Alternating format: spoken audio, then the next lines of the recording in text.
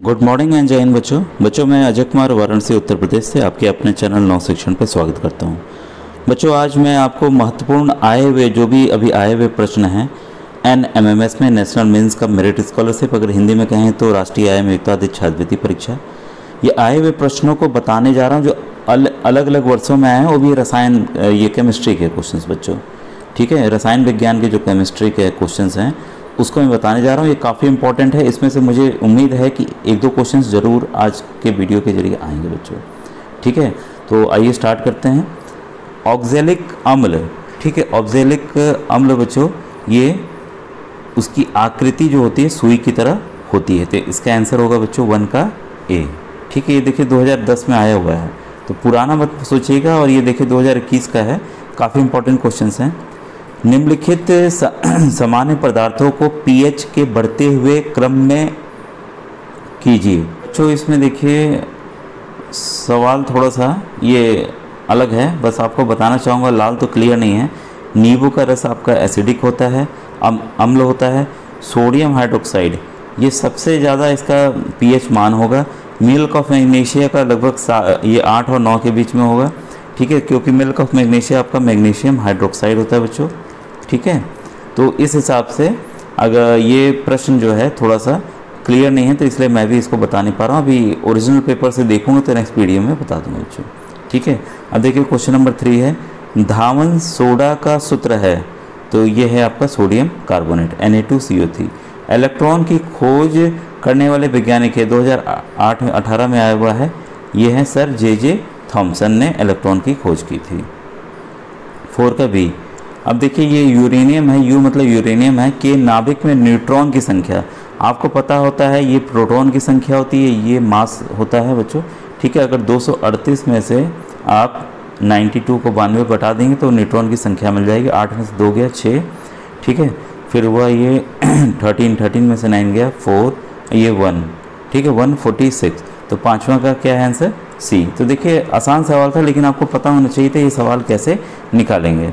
अब देखिए ये है हाइड्रोक्लोरिक अम्ल का पीएच हो सकता है HCl बच्चों, ये बहुत ही ज़्यादा अम्ल होता है, इसमें अम्लता बहुत ज़्यादा होती है। तो 7 तो न्यूट्रल है और ये सब क्या है, क्षारीय हैं, बेस हैं, तो इसका उत्तर क्या होगा ए, 6 का ए, ठीक है। चूने से पानी की अभिक्रिया है, तो आपको पता है, आपने देखा होगा कभी, पोताई आपने कराई होगी तो देखा होगा कि उससे पानी डालते ही उसमें गर्मी निकलने लगती है, यह है ऊष्माक्षेपी, ठीक है, 2018 का आया हुआ है। और NaHSO4 लवण है, तो ये बच्चों है आपका अम्लीय, ठीक है, क्योंकि ये जब पानी के साथ मिलेगा तो ये बनाएगा H2SO4, ठीक है। अब देखिए इसमें फिटकरी का रासायनिक सूत्र है, तो फिटकरी का रासायनिक सूत्र बच्चों ये है K2SO4 Al2SO4 थ्राइस 24H2O। तो इसको ध्यान रखिएगा, यह है पोटेशियम सल्फेट, यह है एल्युमिनियम सल्फेट, और 24 जो हैं वो मॉलिक्यूल होते हैं आपके पानी के, ठीक है बच्चों। ये 2018 में आए हुए, तो इसको याद कर लीजिए, इंपॉर्टेंट है बच्चों, ठीक है। क्वेश्चन नंबर 10, सिरके में उपस्थित होता है, तो 10वें का उत्तर है आपका एसिटिक अम्ल, ठीक है, एसिटिक एसिड। इस वाले में देखिए रेडियम के नाभिक में न्यूट्रॉन तथा प्रोटॉन की संख्या कितनी, तो क्लियर है 88 जो है, देखिए प्रोटॉन की संख्या है, ठीक है। और रेडियम का करने के लिए हमें क्या करना होगा, ये न्यूट्रॉन की संख्या के लिए 226 में से इसको घटा देते हैं, 226 में से 88 को घटा दीजिए, 16 में से 8 गया 8, ये 11 में से 8 गया आपका 3, और ये 1, 138। तो पहले क्या पूछा था, न्यूट्रॉन पूछा है, तो न्यूट्रॉन 138 है और ये आपका प्रोटॉन 88 है ऑलरेडी, ठीक है। तो इसका आंसर क्या होगा 11 का ए। शुद्ध जल का पीएच मान है, आपको बताया मैंने कई बार, शुद्ध जल न्यूट्रल होता है, तो इसका पीएच मान क्या होगा 7 होगा। ऊष्मापेशी अभिक्रिया में होता क्या, अभी जस्ट हमने देखा, इसमें ऊष्मा निकलती है। अभी हमने देखा ना, चूना जब पानी में मिलाया जाता है तो क्या होता है, गर्मी निकलती है, आपको बताया था ऊष्मा निकलती है। पदार्थ जो किसी दूसरे पदार्थ को प्रोटॉन दे सकते हैं, ध्यान दीजिएगा, जो प्रोटॉन दे सकते हैं वो होते हैं बच्चों क्षार, ठीक है। अब देखिए सॉल्ट केक है, देखिए इसका नाम है सॉल्ट केक, तो सॉल्ट केक नाम है आपका सोडियम सल्फेट का Na2SO4 का, इसको आप अलग से याद कर लीजिएगा बच्चों।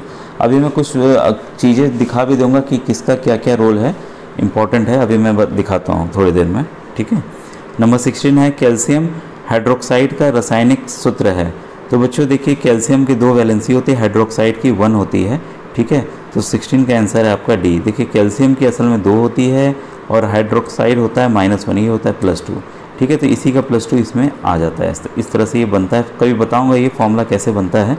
परमाणु के नाभिक में उपस्थित मूल कण हैं, तो ये रदरफोर्ड ने एक्सपेरिमेंट किया था, तो उसी के जरिए जाना था कि नाभिक में प्रोटॉन और न्यूट्रॉन साथ में रहते हैं, ठीक है। क्वेश्चन नंबर 18 है आपके सामने, वह यौगिक जो पदार्थ की तीनों अवस्थाओं में रह सकता है, ठीक है, तो वह है हमारा जल। किस तत्व के ब्रह्मतम कक्ष में 8 इलेक्ट्रॉन होते हैं? तो इसमें बच्चों है आपका नियॉन। नियॉन का जो एटॉमिक नंबर होता है वो होता है 10, ठीक है। इसको हम कैसे लिख सकते हैं? 2 और 8, ठीक है।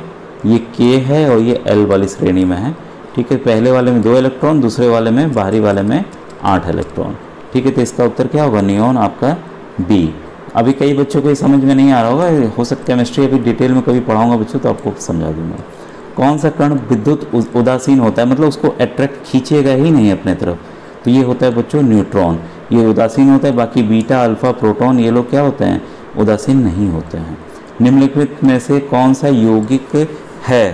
तो यौगिक बच्चों ये जो है वो पानी है, ठीक है। अब देखिए 22 सोडियम जल से अभिक्रिया करके बनाता है, तो ये बच्चों बनाता है सोडियम हाइड्रोक्साइड। ये काफ़ी ये बेसिक इन नेचर होता है, काफ़ी ज़्यादा क्षारीय होता है। धावन सोडा का सूत्र है तो सोडियम कार्बोनेट, ठीक है। अब देखिए P2O5 में फॉस्फोरस की संयोजकता है, वैलेंसी है, ठीक है। तो ऐसे याद करने को बोल दूंगा कि हाँ बच्चों 5 है। इसका तरीका क्या है? हमें फॉस्फोरस का मान लीजिए नहीं पता है, लेकिन ऑक्सीजन का पता है बच्चों। ऑक्सीजन का होता है -2।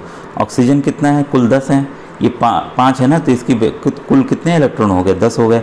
यही फॉस्फोरस पे होने चाहिए। फॉस्फोरस के 2 हैं, तो क्या करेंगे? 2 से हम भाग दे देंगे, कितना आया? 5। इसलिए इसका उत्तर क्या है? 5 है बच्चों, ठीक है। अब देखिए क्वेश्चन 25, यौगिक MSO में धातु की संयोजकता या वैलेंसी बताइए। साथ साथ देखिए सल्फेट का मैंने बताया हुआ है -2 होता है, तो ये क्या हुआ? -4 हुआ, ठीक है। तो -4 है तो ये बैलेंस करेगा, ये +4 होगा। हमेशा याद रखिएगा बैलेंस करते हैं, जिसके लिए उत्तर क्या होगा? डी। खाने का सोडा का सूत्र है, तो खाने के सोडे का सूत्र क्या है? सोडियम ये हाइड्रोजन कार्बोनेट, ठीक है, NaHCO3। बाइकार्बोनेट्स को बोलते हैं सोडियम बाइकार्बोनेट, ठीक है। H को बाई लगा देते हैं बच्चों, ठीक है। अब यौगिक M3PO4 ट्वाइस में M की संयोजकता, यहाँ पे वैलेंसी फिर पूछा, अभी मैंने जस्ट बताया कि बदल के भी आ सकता है। अगर ये -2 है तो ये क्या हो गया आपका?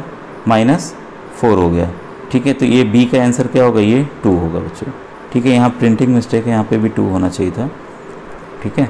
अब देखिए एक इलेक्ट्रॉन का द्रव्यमान हाइड्रोजन परमाणु के द्रव्यमान का लगभग भाग होता है, तो ये बच्चों होता है आपका A 1/1837। ये याद रखिएगा, इंपॉर्टेंट है बच्चों, ठीक है। अब देखिए क्वेश्चन नंबर 29, एक तत्व M के क्लोराइड का सूत्र ये है, तो इसके कार्बोनेट का सूत्र क्या होगा?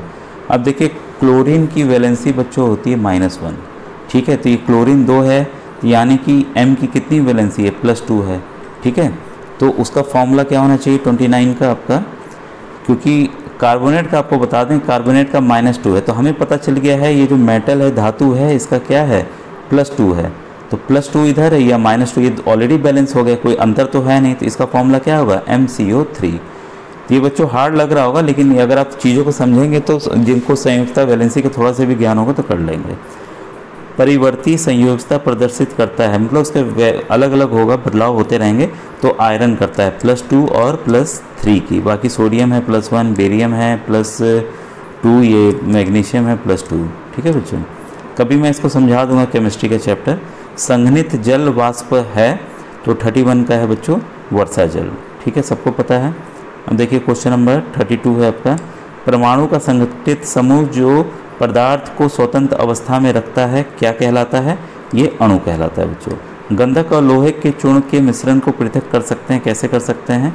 ये कर सकते हैं चुंबकत्व के आधार पर, चुंबक सटाया, लोहा खींच लिया, गंधक वहीं बच गया, ठीक है।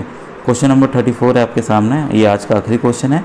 किस क्रिया द्वारा गीले कपड़े धूप में सूखते हैं, तो यह है बच्चों वाष्पन, इवापोरेशन। ठीक है, आज का वीडियो कैसा लगा ज़रूर कमेंट सेक्शन में बताइएगा। थैंक यू बच्चों, थैंक यू।